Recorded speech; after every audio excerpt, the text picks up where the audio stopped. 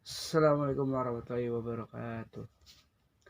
Sebelumnya perkenalkan saya Muhammad Irsad dengan NIM 66612000113. Video ini dibuat untuk melaksanakan UTS mata kuliah e-government dengan dosen pengampu Ibu Ayuning Budian. Pertama, pengertian e-government. E-government merupakan kependekan dari elektronik pemerintah. E-government biasa dikenal dengan e-gov, pemerintah digital, online pemerintah atau pemerintah transformasi. E-government adalah suatu upaya untuk mengembangkan penyelenggaraan kepemerintahan yang berbasis elektronik. Suatu penataan sistem manajemen dan proses kerja di lingkungan pemerintah dengan mengoptimalkan pemanfaatan teknologi, informasi, dan komunikasi. E-government adalah penggunaan teknologi informasi oleh pemerintah untuk memberikan informasi dan pelayanan bagi warganya, urusan bisnis, serta hal yang berkenaan dengan pemerintahan.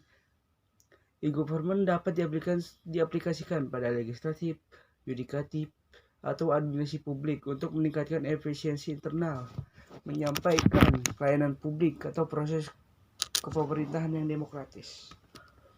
Oke, jadi saya di sini akan membahas sedikit tentang salah satu e-government yang ada di Provinsi DKI Jakarta, itu aplikasi Jaki atau Jakarta Terkini. Jaki merupakan aplikasi pemerintahan DKI Jakarta yang secara umum memberikan informasi mengenai layanan seluruh warga yang ada di Jakarta. Melalui Jaki, kita bisa mengakses informasi resmi seputar Jakarta langsung dari organisasi perangkat daerah dan badan usaha milik daerah atau BUMD. Jaki juga menjadi portal integrasi berbagai layanan publik di Jakarta, memberi ruang baru untuk melaporkan permasalahan kota dan aplikasi berbasis kota pertama yang dikembangkan oleh pengelola Jakarta Smart City. Jadi ada fitur-fitur Jaki, aplikasi Jaki yang pertama di Jakarta, Jakwarta. Jakwarta itu temuan berita resmi dari terkini seputar Jakarta diinformasikan langsung oleh SKPD BUMD di Provinsi DKI Jakarta. Lalu ada Jak Lapor. Laporkan semua permasalahan non darurat di Jakarta dan pantauan perkembangan penyelesaian langsung dari HP kamu sendiri. Itu lalu fitur selanjutnya Jak Pangan. Jak Pangan itu mencari tahu tentang komoditas pangan hari ini di Pasar Jaya yang ada di Jakarta. Lalu Jak Survei. Jak Survei itu nilai layanan Pemprov Jakarta sekaligus ikut survei resmi yang digunakan dalam membantu penyusunan kebijakan. Lalu ada JAK PU, pantau indeks standar pencemaran udara Jakarta langsung dan akurat setiap hari. Jak Siaga itu terdiri dari nomor-nomor penting di Jakarta yang sedang dalam keadaan darurat. Lalu Jakco, pintasan menjual perusahaan teknologi yang berkolaborasi dengan Pemprov DKI Jakarta. Lalu Jak Apps, temuan pelayanan publik besutan Pemprov DKI Jakarta dan dinikmati pelayanannya secara daring. Itu Jak Corona, perbaikan informasi dan pantauan perkembangan terkini kasus COVID di Jakarta. Lalu ada Pindai, cek keaslian dokumen surat izin keluar masuk kamu melalui fitur pemilihan QR code di Jaki. Lalu ada Jak Aman, waspada dan saling siaga di tengah pandemi virus corona bersama Jak Aman yang terhubung dengan aplikasi Jakarta Aman. Lalu ada Jak Sekolahmu, belajar dari rumah jadi lebih mudah dengan sekolahmu yang bisa diakses melalui sekolahmu.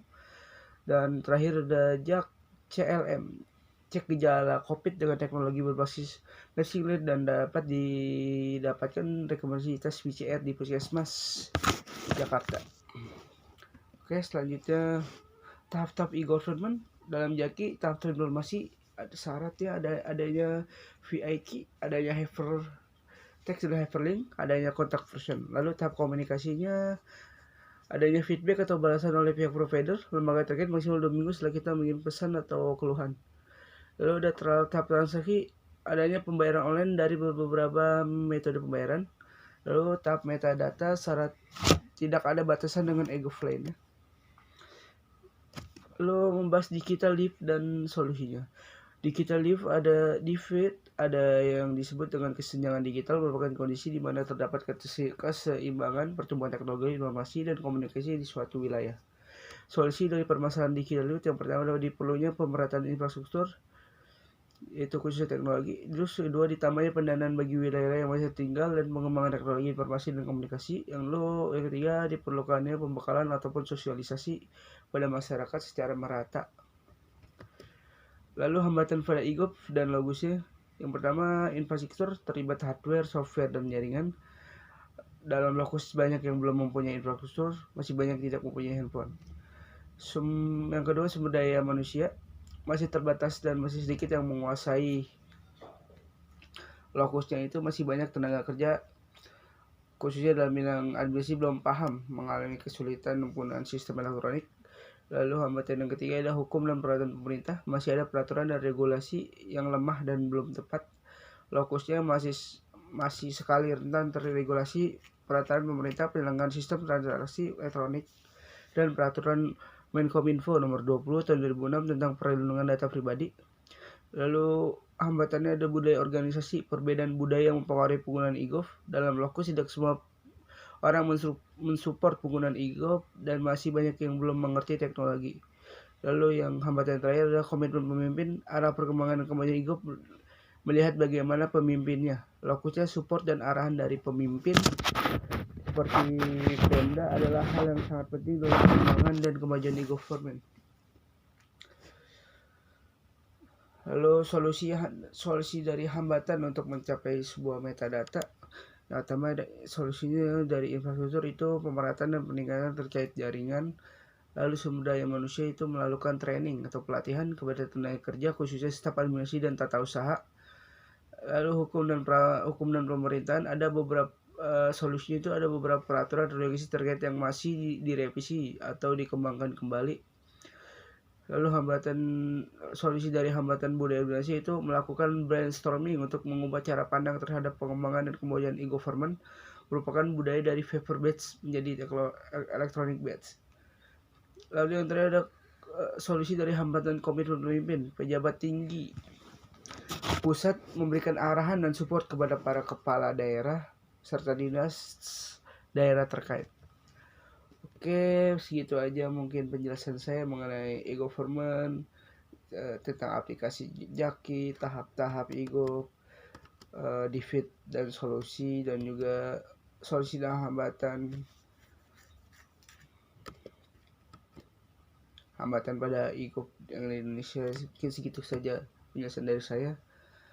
Kurang lebihnya mohon maaf. Assalamualaikum warahmatullahi wabarakatuh.